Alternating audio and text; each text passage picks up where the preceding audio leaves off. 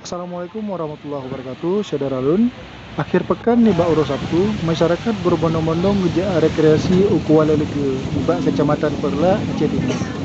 Selain untuk berwisata, Kuala Lega gipsit ke tempat menghimpun anak komunitas lagi haji pelajar Islam Indonesia PII yang menghimpun di Kuala sambil menikmati ungkut panggang.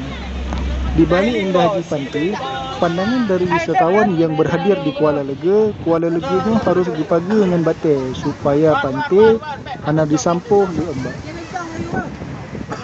Liburan kena pantai Lega bang.